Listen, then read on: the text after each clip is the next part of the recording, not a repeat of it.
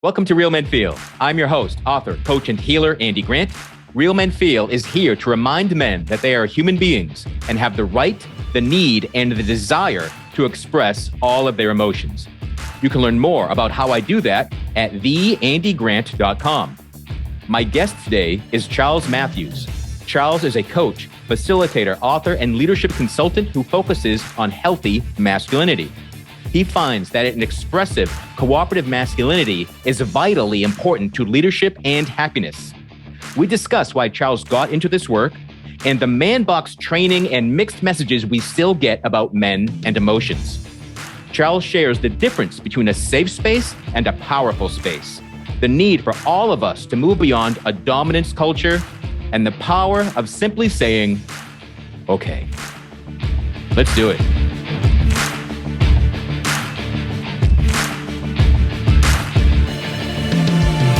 Hello, Charles, and welcome to Real Men Feel. Andy, I'm so happy to be here. I can't wait to talk about feelings. Yeah, I've been looking forward to this. And so Charles, you're a Mankind Project facilitator, a men's group coach. You are a consultant for multiple men's empowerment, leadership programs, study groups, and you co-host the Remaking Manhood podcast, which focuses on healthy masculinity. So my first question is, why? Why? Oh man, I didn't expect that question. Why didn't I expect that question? You know, it's. I think it's for the same reason. I listened to a few of your episodes. I think it's probably for the same reasons that you're doing this work, so that I get to be authentically me.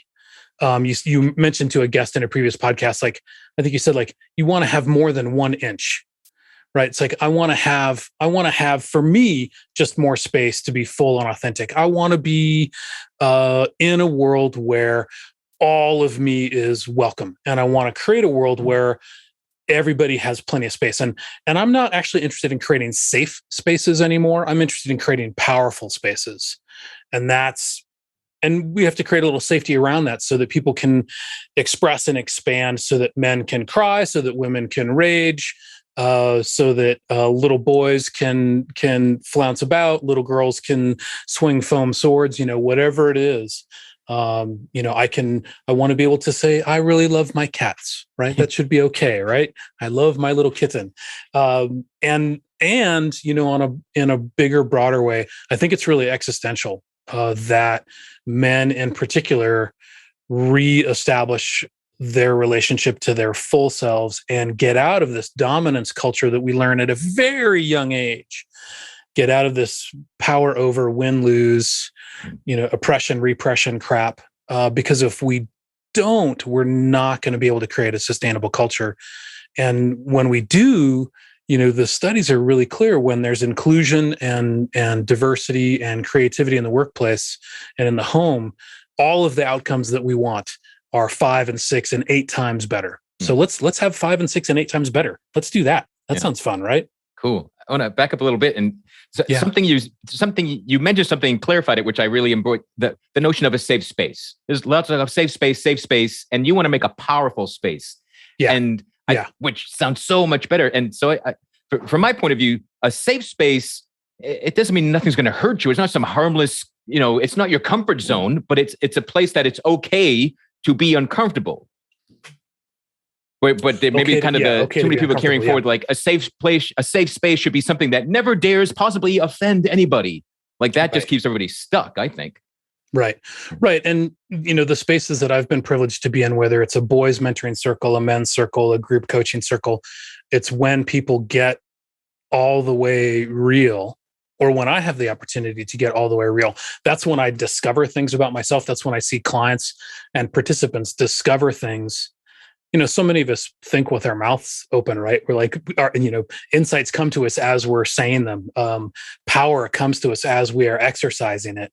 And to create spaces, non-judgmental spaces where there's room for mistakes, room for ambiguity, room for curiosity, and room for that creativity. Those are powerful spaces. And, a safe space where we're all dancing on eggshells, that's kind of what we used to create back in the 80s and 90s when I was doing team building programs and stuff like that. There was this sort of culture of being really careful, which I think was necessary. I'm not I'm not anti-cancel culture. I'm not anti, Me Too. I think there was a necessary stage of evolution where we needed to learn to be careful. And now I want to encourage men in particular who are so worried now about messing up. And if they're not worried about messing up, then I wonder what's wrong with them. Men have this opportunity now to get together with other men in particular. I think that's the place on this podcast, in their own men's groups, reading groups, whatever it is, to make some mistakes with one another as we figure out a way to create those inclusive, powerful spaces at work, at home, at church, wherever it is.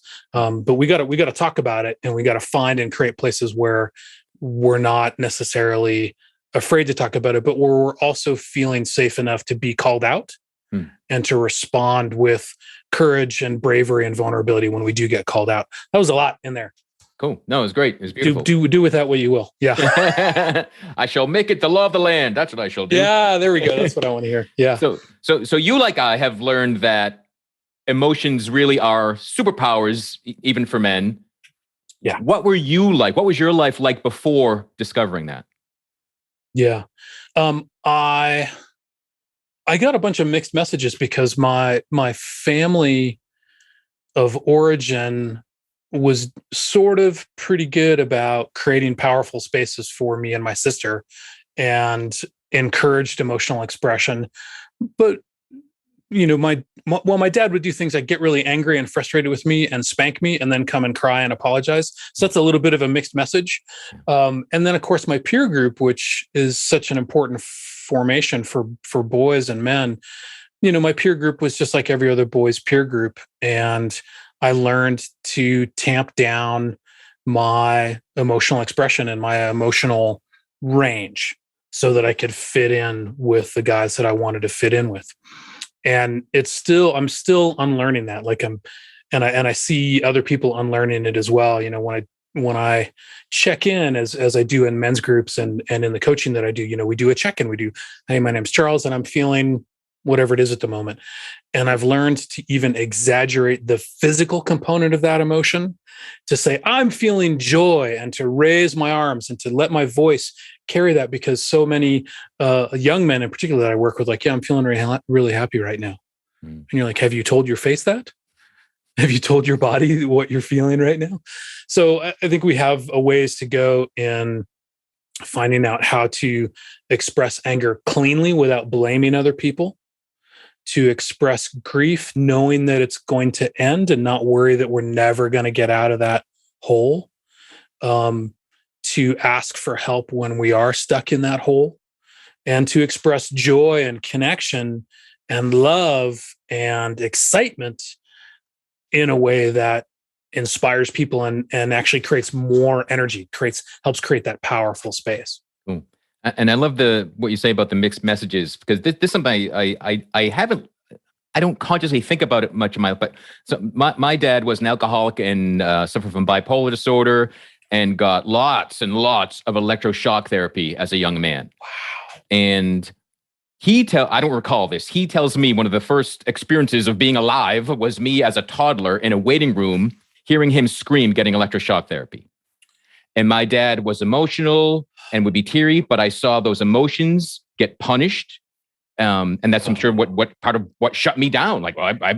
It's all right to cry, but he cries and goes to the hospital, gets locked up. So crying, there's something really wrong with this then. That's something I grew up innately with. And it's taken a lot of work to unpack that. Yeah. Wow. Yeah. What a history. And so many of us do grow up with men who only show emotion when they're inebriated or when they've lost control of their emotions and they're just in rage. And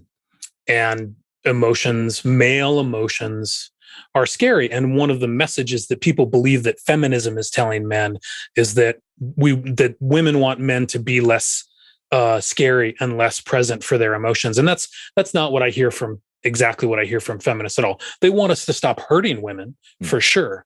But feminists want for men that full range of emotional expression. They just want it to be safe enough, right? They just want it to not cause, chaos or physical harm. But yeah, so many of us grew up with the male expressions of emotion just being an explosion rather than an expression. And it's something that I've learned to do. The more cleanly the more thoughtfully and mindfully I can express my emotions, the less burdensome they are for myself and for others. Yeah. So an example from, I don't know, a couple of years ago, I think I was on a call with the board of directors for this nonprofit that I was running as executive director. Or I think it was just an email that I got from one of the board members. And it triggered me. I don't even remember what it was, but it just triggered me. My heart started racing. It totally got into fight or flight. And I kind of had to get up out of my chair, and I went down to the other end of the house where my lovely wife was just folding laundry in the laundry room, having a wonderful, quiet, warm time next to the dryer, right? But by the time I got down the hall, I managed to just say, "Oh, I'm so angry right now." And she was like, "Okay." And that was it, right? That was it. I didn't have to like trap her in the laundry room, didn't have to make her feel scared. I was able to just put words, a really simple word, to what I was feeling. God, I'm so angry right now. And when I can do that, and when I see other people do that in the coaching that I do, when men get better at putting words to their emotions, really simple words, or that the grip on that emotion is no longer so tight. And it's no longer it's not like a ball of fire anymore. It's just like, oh yeah, here's this thing. Right. I'm feeling really sad right now. Yeah. I'm feeling concerned right now. I'm feeling joyful.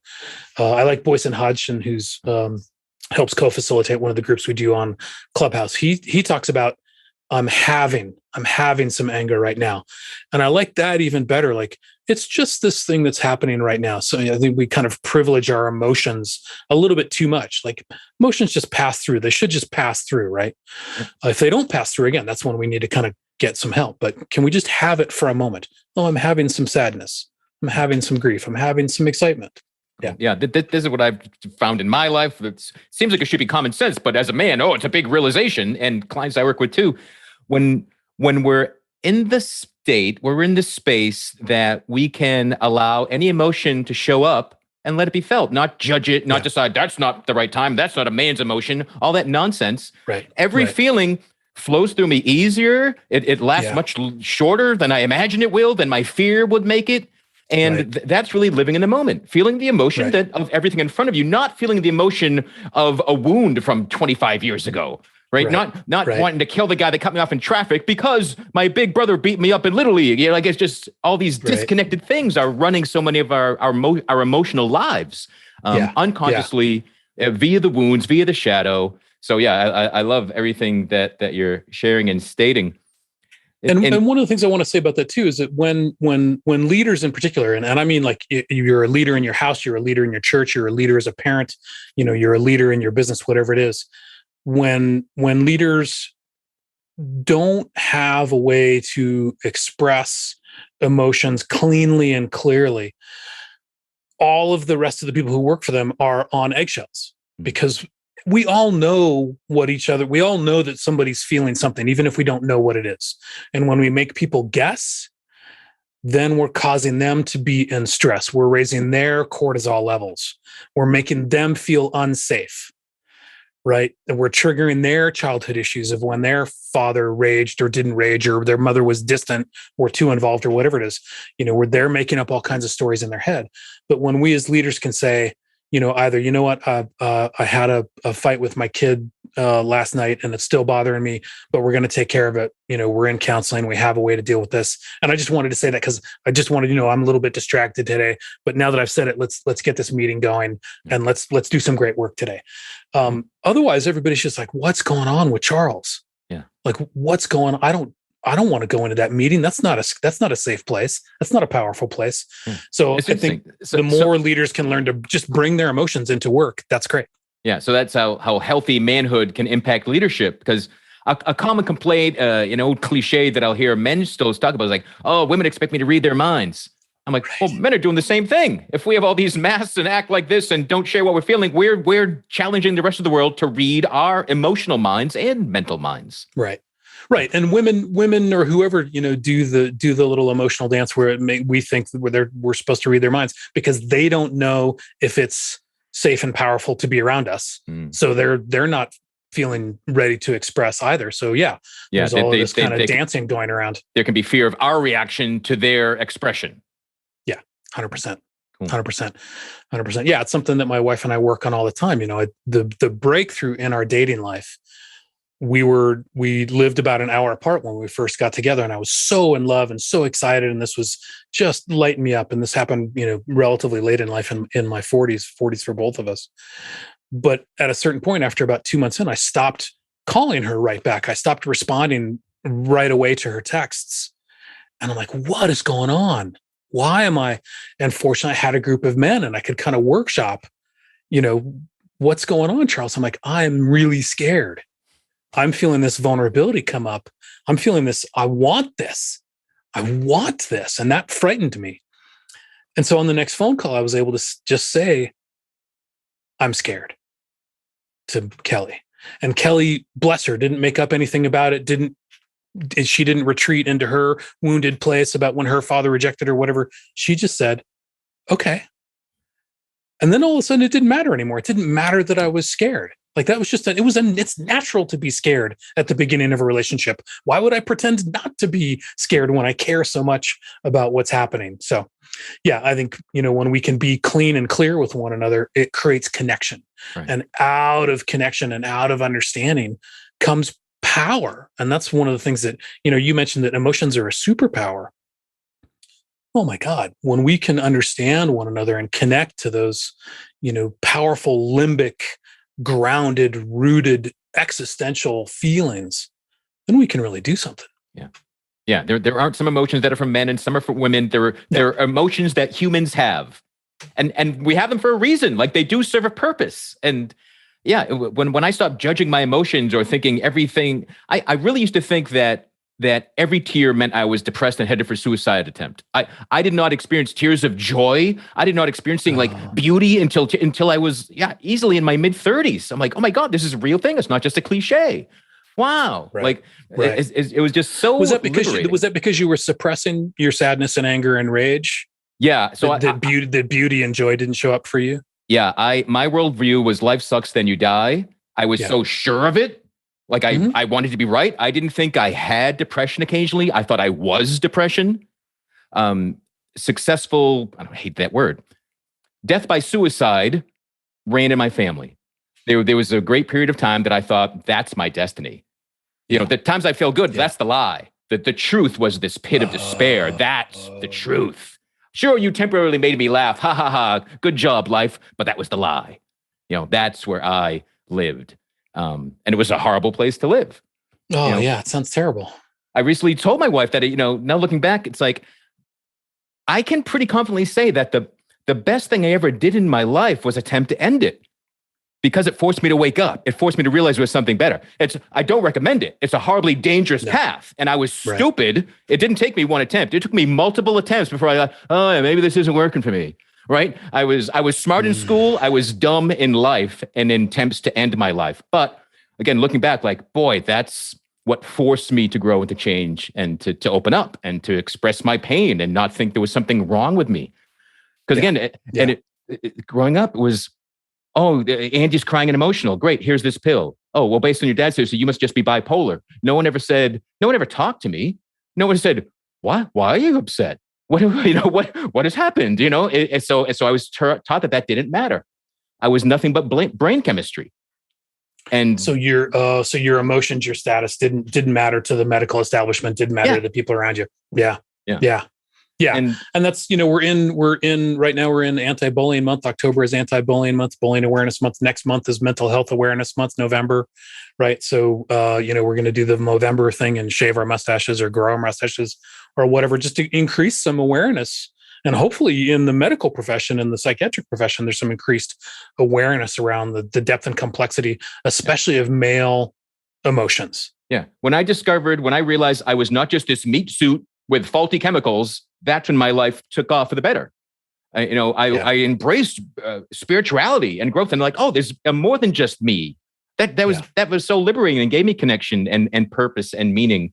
And there's something you mentioned, I think it was in writing, something I read about you and what you what could talk about. you talked about a journey from your own healthy stoic manhood into something better. And I often speak about men today have this distorted view of stoicism because there's like, oh, it's a fine philosophy. It's mastering your emotions. But so many guys think mastering means then denying and cutting them off and that they don't exist. Right. So can you tell me a bit more about unhealthy stoicism and how we've distorted it perhaps? Yeah. I think a lot of people sort of misread Marcus Aurelius and the Greek Stoics and imagine that what stoicism is about is not having emotions or not expressing emotions. And really, I mean, if you pay any attention to Marcus Aurelius, he's really just talking about mindfulness. It's like notice it and let it go by. It's not don't have it. It's like notice it and let it go by. But I picked up all of the rules for man box, right? For the man box culture that we talk about. I picked up all of the rules from the peer group and from television.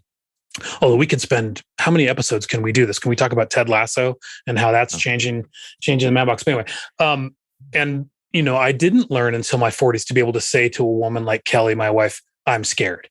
Like if I hadn't been able to tell her that, I would not be married, right? If I hadn't been able to say, I'm scared. So I had a midlife crisis. It wasn't as severe as yours, but I had a midlife crisis where lost my job, lost my relationship, lost all of the things that I thought were me. My sword and shield, I called it, my ability to teach, my ability to connect. All of that got taken away from me. I just would cry every time I had a moment alone. I had no idea what was going on. And I was fortunate enough to know to seek therapy, and I went into the Yellow Pages. You remember the Yellow Pages? And found a therapist who specialized in men's issues. And in that safe, powerful space, I rediscovered how to feel, and I rediscovered all of these parts of myself that had these old feelings that needed to be recognized, validated, expressed, but didn't need to be necessarily 100% believed, right? There's part of the wounding is a feeling or a story that doesn't really apply anymore, right? Like I got labeled all kinds of things by my parents I was the target of bullies as a child, but I don't have to continue to believe the stories that I made up about that, right? I don't have to have feelings about that anymore. So, now my feelings are about what's happening right now. I'm feeling really excited to be on Zoom with you right now. And I'm feeling really hopeful that, the conversation that you and I are having is going to create a difference for other men and other women. So that's what I'm feeling right now. So the path from stoicism is sort of like believing that those feelings are super important and really powerful and need to kind of be compressed and taken care of and changed and hidden because they won't be accepted, to understanding that feelings can just flow through. And fortunately, again, my wife is just like, oh, there you go again, Charles. And she's used to kind of the roller coaster of being in the house of like, there, Charles is having a feeling right now. Don't hook up to that train because it's not really a train, it's a mayfly. So don't lean on that. Yeah. So, and part of what, and then again, because feelings become an entry point into connection with one another, in the moment feelings. If you say, God, I'm feeling really worried right now. Like, wow, Andy, you're feeling concerned. I don't have to hook up to that like it's, again, that train car. I can just be present for what you're feeling, not make up a whole story about what that means about me and our relationship. And now I'm just with you in a mindful way. And bosses can do that with their employees. So many bosses are worried that if people bring emotions into work, that it's going to be these powerful, depressive, angry, dark emotions. And even if they are, if we can, as leaders, just go, wow, it sounds like you're having a hard time. That's it. Yeah. That's it. Trust each other to take care of those feelings. And if it keeps coming back, then it's like, okay, well, let's get HR involved. Let's get, mental health help involved, whatever. Right. We don't want to be alone when we have recurring feelings, but we can be there for one another and make it pass easily. Yeah. And I don't know if I'm making any sense. I'm really curious what the feedback is going to be about this episode. Okay, good. You are to me, because again, something I discovered long ago was that, I was afraid of anybody knowing my truth. Yeah. I was afraid if anybody knew how much darkness was in me, they would run. But the secret and how to hold, and people often ask me, how do I deal with someone that's depressed or suicidal? I'm like, just be there. Right. You don't have to say, often don't have to say anything. Just be there. Just don't run away. Just nod. Yeah. Mm-hmm. Like, and men, we have the propensity where, we gotta fix it. Like, no, just sit there with it. Yeah. You're not going to fix my feelings. Just let them pass and stay there, hold space, be present. Don't turn your back on me. All of that can be all that it needs. Yeah. And again, in a boardroom, in a one-on-one, in a job review, in all that's places where leadership shows up, instead of being afraid of that, it really comes down to being a present mirror. Yeah. Oh, yeah, exactly. Have you heard the acronym FRAP? F-R-A-P? No. Stands for fix, rescue, advise, and project. This is what we shouldn't do for one another. Yeah. And it's really hard to let go of, especially for those of us who've been kind of trained by this man box culture that we always have to be active, that being receptive is some sort of weakness, right? That's kind of the training that we get. It's passive. But when we try and fix each other or rescue one another, like, I'll take care of that, or let me help you, or whatever, advise, this is what you should do, project, oh, I remember when this happened to me, or, whatever. When we put ourselves into the mix, we're no longer respecting the other person and their process and their place. And if we can just, like my wife did for me, when I told her I was afraid, she didn't do any of that. Yeah. She just said, okay. And she could have, there's so many ways she could have taken that, right? She could have tried to fix me, baby me, comfort me, tell me I was wrong, tell me I was ridiculous for being afraid, could have gone into her wounding. Like I said, she just said, okay. And my heart just opened. It fell out of my chest, Andy. Like, oh my God, I can be exactly who I am unconditionally in front of this woman. And she's just going to hold space for me. Yeah. Like, oh, yeah, beautiful. That was 7 or 8 years ago, and I'm like, oh God, that was so great.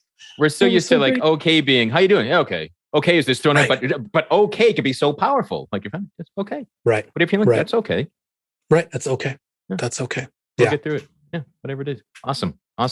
You mentioned dominance. Don't frap. Don't frap. Yeah. Don't frap. I'm glad I don't know it, because I'm supposed to avoid it. So good. Don't even know it. Great. There we go. Right. You've mentioned dominance culture a number of times. And when we first spoke, when I look out at so much of, there's still so much training of men that it's alphas and betas, and alphas are the leaders. And according to what I can see online, what makes you an alpha man is calling other people betas. That's the only trait I can find. So is that part of the dominance culture, or is it something else entirely? Right. No, it is. And so the Marshall Rosenberg, who invented nonviolent communication, talked about the definition of the good life in greater culture. The definition of the good life is to find something wrong and smash it. And so he was trying to propose an alternative to that. And, that's what we get taught. And Judy Chu, who's a researcher at, I can't remember if it's Stanford or Berkeley, talks to 4 and 5-year-old boys who very early on know that they can either join the popular mean boys and be safe and have belonging, and then start putting down the girls and the little weaker boys, or they can be authentic and true to themselves and have their softness, have their connection to girls, have their play, have whatever. And they make that choice to join the mean boys, because that's where the safety and belonging is. And so that's what we spend the rest of our life doing, is sort of climbing this ladder, trying to get one rung up, while at the same time, everybody above us is stepping on our shoulders and our fingers in our head to try and get another rung up. And we believe that there's there's no top, right? There's no top to that. There's just striving. So we put down women, we put down children, we ignore our connection to the earth. We eschew our own femininity. We push out anything that would be homosexual or gender fluid away from ourselves. All of those are things that need to be crushed, as Marshall Rosenberg says. And we put them on other people, and then we crush those people so that we know that we've got a little bit of dominance. And it's just awful, but that's what's on offer in dominance culture. Yeah. That's what keeps everything flowing. And what I found out, and what I'm trying to work with other men, and I know you are too, it's just like, hey man, just step off the ladder. There's a whole other existence. I'm not going to train you to be better on the ladder. No, that's ridiculous. There's all of this power over here off of the ladder, the power of collaboration, the power of creativity, the power of vulnerability, authenticity, inclusion, There's so much power and it's just, it's not, that power is not on the ladder at all. Yeah. Cool. I love that. I'm going to start telling people, just get off the ladder. But, get off the ladder. Yeah. Have to be careful with middle-aged guys because we think we can kind of take a fall and we'll be okay. No, we're not. Yeah, no, we're not okay. We got to step gently down. Yeah. And a lot of guys, they'll say, but it's biology. We're wired this way. Right, and yeah, if you were if you were just a meat suit and just chemicals, then your argument has weight. But again, we have consciousness, we have awareness, we have a spiritual sense, we have connection, we have mirror neurons, like we're energy, all these different things. We're not just our DNA from millennia ago is still driving the show. No, testosterone is not a dominance chemical. That's the main problem with that biological explanation. Testosterone is not a dominance chemical. It is a fierceness chemical, but we can be fierce together, and we can be fierce authentically, and we can be fierce in community. Testosterone does not say you have to step on the head and fingers of everybody below you. That's not what it says at all. So the just so stories that incels and men's rights activists and all of these anti-feminist men saying their understanding of biology is completely corrupt. They don't the bell curves of how much testosterone everybody has, the bell curves of men and women overlap way more than they think. It's just not a good argument. But that's a just so story that's easy to tell and doesn't require a lot of thinking. And I know what you're working with men on requires a little bit more receptivity and a little bit more thinking, a little bit like, okay, we'll have to unlearn a lot of stuff. Okay. All right. Am I up for that? And we were talking, we're going to get called out. We're going to get called out by women. We're going to get called out by LGBTQI people. We're going to get called out by people of color. And as men with a little bit more privilege, we got to be ready to go, okay. In the same way that my wife said, okay, we got to be ready to go, okay, give me a sec with that. Yeah, fun. Instead of just coming back and be like, oh no, you're wrong. That's not right. Not all men, whatever it is. Yeah, there seems to be some, and one would even say some men, just some people, for things to be equal, it's seen as, oh, I'll lose something. Like we can't be a level playing field, especially, if there's a world, I only believe in ladders. Well, there's no equality on a ladder, so I can't let someone join my ladder. I love that. I love that. Yeah, if all the world looks like a ladder, there's no equality. Yeah, there's no equality on a ladder. You're exactly right. And to try and encourage folks to kind of look around and say, like, look to the right, look to the left. There's not ladder over there. There's a different way of being, and it can be really challenging to describe, and it can sound kind of oovy groovy. And I know you've been in the squabble with guys who are like, oh, stop trying to make men be women, and you're like, no, I'm trying to have men be authentic and full. And that's what I'm trying to do too. Let's be authentic and full and powerful in ways that don't take power away from other people. It's not a zero-sum game. Right. Yeah. It should feel good to be a man, but it shouldn't feel good to be a man because, I'm the man. I'm pummeling everyone that's not me. That's right. Not, right. And too many people that's the distortion. And absolutely. Yeah. Cool. I love it. Yeah. And it's understandable that this distortion is prevalent because it's everywhere and it starts at a very young age. And I think that's one of the reasons that anti-feminist men believe in their stories is because they don't remember being 3 and 4 and making the trade-off. So it's just the way it's always been. And that's not true. Masculinity has not always been this way. You as a man have not always been this way. Men in the 14th century wore high heels and crazy wigs, right? It's like masculinity has not always been like this. Yeah. And it's not like traditionalists, like everything's evolving and changing and technology and the pace of change, et cetera, et cetera. But people that are focused on masculinity somehow think it's the 1950s or it's the 1800s. It shouldn't change, which is just, it's against nature. Right. Right.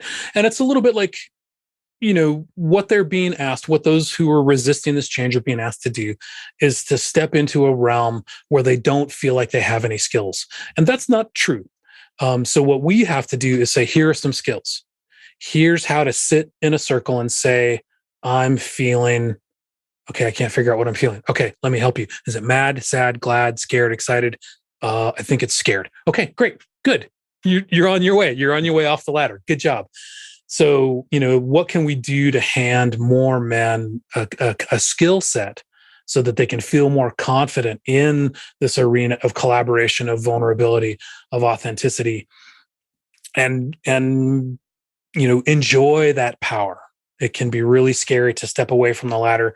I was reasonably successful on the ladder, and it is scary to step off of it. But I stepped off the ladder into a group of men, and really, really supportive men. So I really encourage any men who are listening to find those groups, to find Mankind Project, to find Human in the UK, Sacred Sons, or start your own group of men that you trust to kind of make mistakes and have it be okay.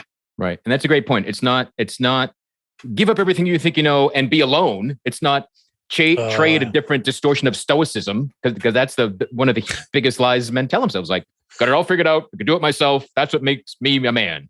And like, no, it doesn't. No.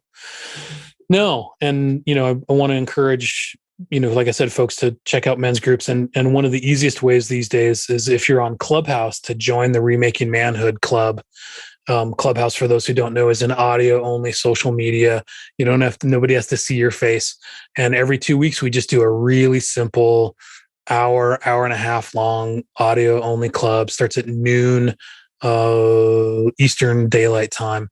And we just kind of do some check-ins and kind of talk about our feelings. And it's kind of anonymous. Everybody sees your name, but there are people from Singapore and Japan and Kuwait and New York City and Arizona. And it's just a great way to practice these skills and to hear other men who are a little bit further away from the ladder practice those skills as well. Awesome. There's another phrase I saw you talk about developing holistic leadership, and you use mental health, self-actualization, and bold vulnerability. Yeah. And that made me, and I'm going to tell a little story of when we first spoke. I was a little meet and greet before deciding that they should be on the show. And I was telling you how much I was longing for connection. And that emotion was so like, I started crying, telling a strange man via Zoom how pained I was and how much I'm like, I need connection. This is like hitting me. And so that made me think of bold vulnerability. But also, I think some guys are afraid of, if I open myself up, I'm always crying. And as someone that's often crying, like that was the first time I've cried in over a year. So you can be open and authentic and vulnerable, and it can end. There's also control and managing it. And I innately knew that I was with a safe person. It wasn't getting called, "Oh, you freaking beta, get out of here. I don't want to be on your show." I had no fear of that happening. So with that back, is that at all anything close to what you see as bold vulnerability? Absolutely. Yeah. Thanks for telling that story. Thanks for reminding me that.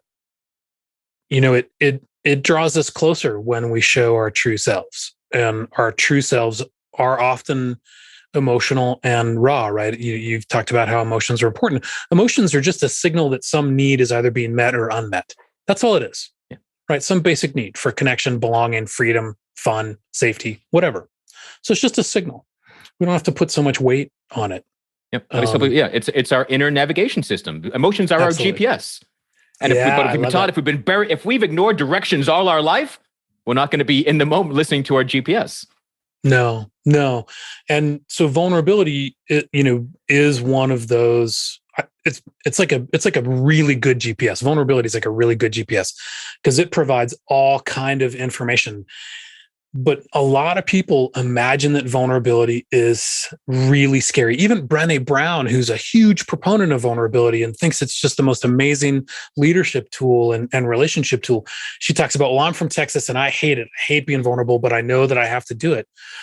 And I think we can dig even a little deeper and understand that vulnerability is where creativity lies. It's where connection lies. And vulnerability doesn't necessarily always mean crying about, the fact that my father died when I was 10 years old. That's not what it means. It means being able to learn, being able to be curious, being able to listen, being able to get information from unlikely sources, our intuition, our spiritual selves, people who don't look like us, right? All of that is included in bold vulnerability. And, just to tell a really specific story, if I have time, I I was a program director for a successful nonprofit. I got promoted to executive director, the Peter principle of like getting promoted until you fail. And I was failing as an executive director because I forgot all of these things I knew about vulnerability and connection and curiosity. And I was doing top-down leadership, power over, win, lose. I imagined that there was scarcity, in the organization because I was responsible for the budget now. And fortunately, my board caught it and said, you need to get some coaching because you're turning everybody else against you. Your program director is pissed off. The volunteers don't like being around you. And I didn't like it either. I was anxious. I was scared. I was angry at everybody all the time. I felt alone and martyred. If you feel martyred in your workplace, your family, that's a really good sign that you need to work on vulnerability and connection, right? It's not those others, it's you. Yeah. So I got the coaching and, got some courage and bravery and went to my team and said, you know what, you guys have been fucking up. I've been treating you really badly. I've been treating you top down. I haven't been trusting you. I've been too scared to do this job properly. And I need your help. And they came around. It was almost a group hug, Andy. Mm-hmm. They just came around me and supported me and said, we're going to do this together. We're going to fix this together. And we had just multiple years of amazing success, but that wouldn't have happened. And especially if I had just sort of done the apology and not said, I need your help, it wouldn't have been as successful. Yeah. So asking for help is part of that bold vulnerability as well. Yeah. You have to say the bravest thing a man can do sometimes is ask for help. Yeah. Yeah. And I'm still learning. I'm still learning. I have to remind myself, I want to be so brave and problem free in front of my wife and in front of my family. I don't want to make anybody else's life harder. And I get all stoic and doesn't matter how much my back hurts or how tired I am or how sick I am. I'm always like, I got it until finally I just fall down. So I have to learn that lesson over and over again. And that's okay. We make mistakes. Just keep learning. Yeah. I mean, to me, a big part of vulnerability is a willingness to be wrong. Oh, yeah. Yeah. So like, I was wrong. Great. I used to think life sucks, then you die. So I love discovering I was wrong. Good. I was wrong about that for 20 years. Super. Good. That was a horrible feeling. I'm glad I don't believe that anymore. I'm glad I was wrong. Yeah. So yeah. Cool. And be like you said, being wrong is just a sign that you're learning. I'm like, oh, good. I was wrong. Okay. I'm going to learn something new. Fantastic. Here we go. Yeah. Right. Yeah. Right. Back to evolution and the natural path, and the universe is expanding. So we must too. And I don't just mean waistlines, but I love that the universe is expanding. We must too. You got a T-shirt on that yet? Not yet. Get some merch. Get some merch going. Cool. Awesome. So I really appreciate you giving us the time today, Charles, and getting to know you and talk about this more. And you shall definitely be back, talk about Ted Lasso or millions of other things.